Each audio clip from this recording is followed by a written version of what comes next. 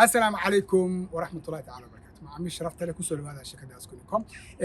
ما أنت وحن صوب وقناي جامعة إسطنبول آريال يونيفرسيتي أو كميدا جامعة بريفت كاه كويا لمجال إسطنبول. أنتي نبضنا معاميش إن كل شركة أسكنكمنا أدو ذا نيسين. ما أنت هلك وحن جوجني إن هشيسك لابد لباتين سدحدة لابد لباتين أفرتا أنا أسبوعيسينه.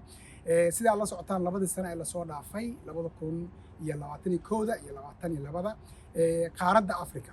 jaamacadda Arel waxa u qaabilsanaa shirkadda Asconicom yani meesha marka la ku celiyo waxa laga yaabaa dad qaar inay qalad fahmaan qaaradda Afrika agency-ga kaliya ee ardayda ka yimaado u soo xareey karo jaamacaddan labadii sano la soo dhaafo wuxuu ahaa shirkadda Asconicom oo kaliya sanadkan wuxuu noqonayaa sanadkii saddexaad oo agreement-iga aan cusboonaysiinay 2023 insha Allah shirkadda Asconicom waxay noqon doontaa shirkadda kaliya ee ardayda Afrikaanta ah oo dalkeena Soomaaliya oo ku jiro ay shirkadda kaliya ay ka soo xareysan karaan dabcan jaamacadda qiimaheeda sanadkan waxyaabo yar ayaa lagu daray ilaa 3200 ayay noqotay laakiin waa qiimo u khaas ah ardayda ka soo xareysto xafiisyadeena ama sidoo kale website-keena asconicom kuliyadaha ay hayso jaamacadda Arel marka aan fiirino xagga undergraduate ama bachelor degree طبعا waxay hayaan dhamaan kuliyadaha ugu muhiimsan hadii aan lahayd computer engineering electric industrial business international trade molecular biology and genetics iyo kuliyada international relation iyo kuliyada kale طبعا website keena hadii aad booqataan waad ka heli doontaan sidoo kale masterkana waxay english ku hayaan kuliyada MBA ama business administration aad iyo aad ayaan waxaan rabaa inaan uga mahad celiyo ummadda Soomaaliyeed kuwa qurbaha joogo kuwa dalka joogo sida ay inoo aamineen oo ay ardadooda inoogu soo direen jaamacadda Arel waayo haddii maanta intaasoo Soomaaliya ama intaasoo arday aanan keeni lahayn labada sano la soo dhaafay in qaaradda Afrika anaga naloo xiro suurtagal ma aysan ahaateen midda kale waxaa laga yaabaa dadka qaar markay maqlaan qaarada waxay u xiran tahay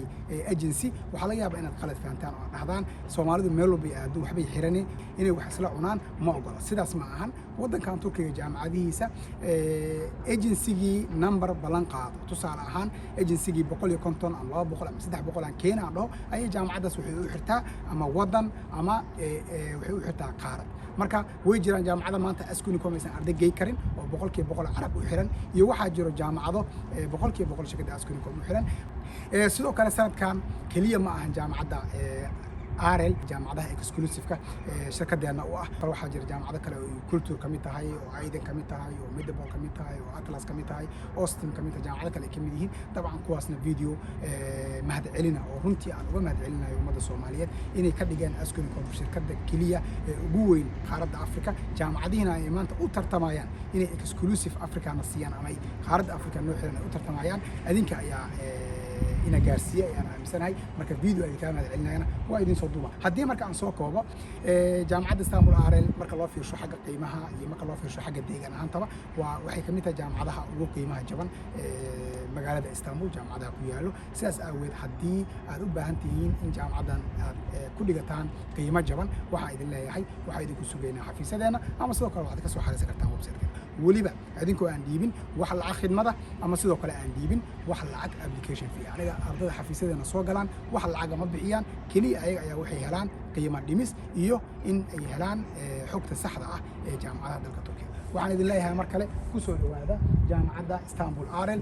oo sanad dugsiyeedka 2023 2024 hadda furtay xareynta waa furan tahay waxaad ka soo xareysan kartiin marka aan ku celiyo website-deena iyo xafiisadeena video jaamacadda ku saabsan oo sharxaadiisa ahna waxaad ka daawan kartaan YouTube-keena waa mahadsantihiin